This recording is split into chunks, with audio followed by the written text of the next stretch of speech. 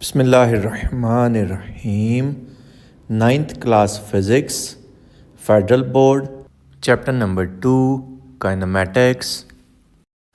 MCQs, choose the best possible option. Change in position of a body from initial to final point is called displacement. Option B is correct. क्यों correct है? ये displacement की definition लिखी हुई है। Next है motion of a screw of rotating fan is rotatory motion. Option D is correct. Option A circular motion इसका correct नहीं है। क्यों करेक्ट नहीं है वो भी आपको एक्सप्लेन करते हैं कि अगर पार्टिकल पूरे का पूरा ऐसे सर्कल में घूम रहा हो ना तब वो सर्कुलर मोशन होती है। तो स्क्रू के केस में ऐसा तो नहीं है, स्क्रू तो अपने एक्सिस के गिर्द घूम रहा होता है, जैसे ये मार्कर अपने एक्सिस के गिर्द घूम रहा है, इसको कहते हैं rotatory motion. Option D. Next है a cyclist is traveling in a westward direction and produces a deceleration of 8 meters per second square to stop. The direction of its acceleration is towards east. Option B is correct. क्योंकि देखें ये waste word है और आगे कह रहा है deceleration. Deceleration का मतलब क्या होता है?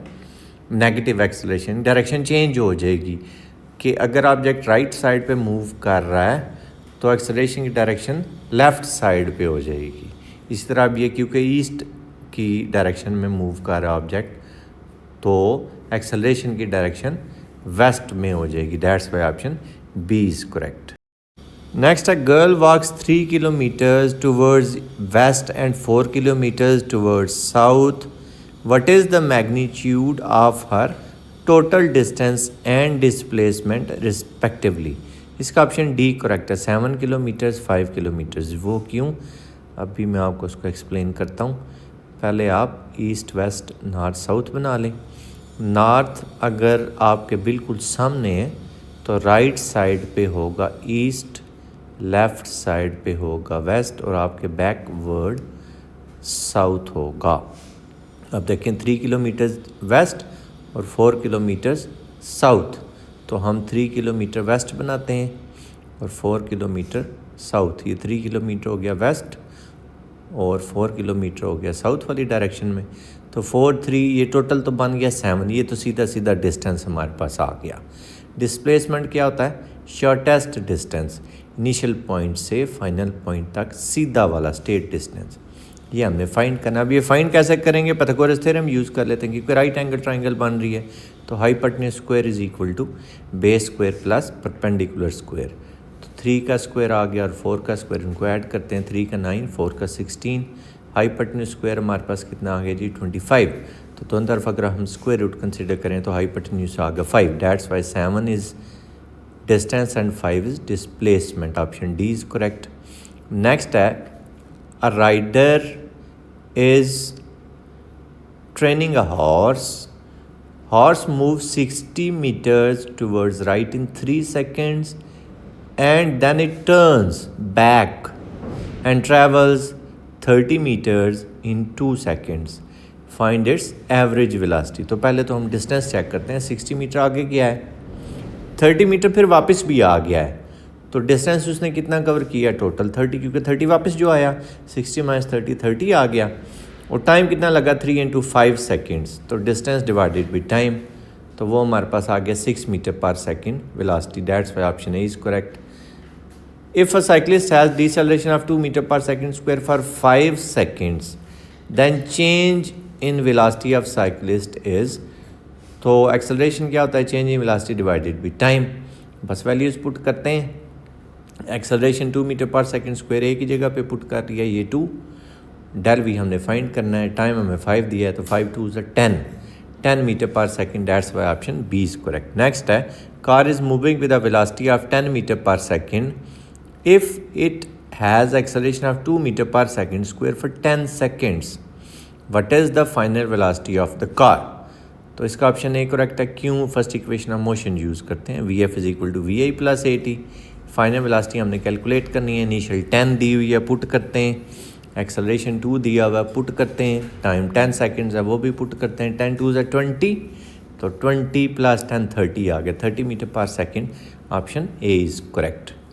नेक्स्ट है when the slope of a body's displacement time graph increases the body is moving with increasing velocity, option A is correct. अब क्योंकि डिस्प्लेसमेंट टाइम ग्राफ वो में देता है वेलोसिटी, अब डिस्प्लेसमेंट टाइम ग्राफ इंक्रीज कर रहा है, मतलब वेलोसिटी भी इंक्रीज कर रही है, that's why option A is correct, increasing velocity. Next है ball is thrown straight up, what is the magnitude of acceleration at the top of its path, तो टॉप पे बी acceleration 9.8 metre per second square ही होगा, option B correct है। हाँ, जब वो टॉप पे पहुंचेगा, जब वो एक लम्हे के लिए रुकेगा, फाइनल वेलोसिटी उसकी उस टाइम पे ज़ीरो होगी, लेकिन फाइनल वेलोसिटी ज़ीरो होगी, acceleration. Next slope of distance time graph gives us speed, option C is correct. और अगर डिस्टेंस या डिस्प्लेसमेंट हुआ तो फिर ऑप्शन कौन सा करेक्ट होगा, वेलोसिटी वाला। Next area under speed time graph is equal to distance of a moving body, option A is correct.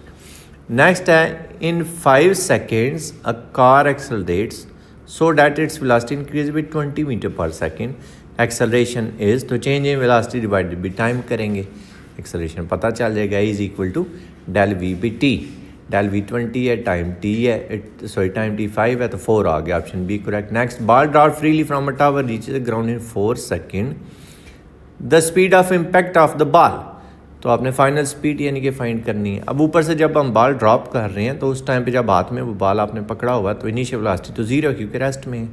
Equation of motion use करते हैं फर्स्ट वाली, वी आई 0 पुट कर लिया, जी आया 9.8, टाइम 4 दिया हुआ, तो ये कितना आ गया 39.2 metre per second, option D is correct. Next है which of the following distance time graph represents increasing speed of the car, increasing speed, तो ये इंक्रीजिंग स्पीड का ग्राफ है जो ऊपर की तरफ जा रहा है।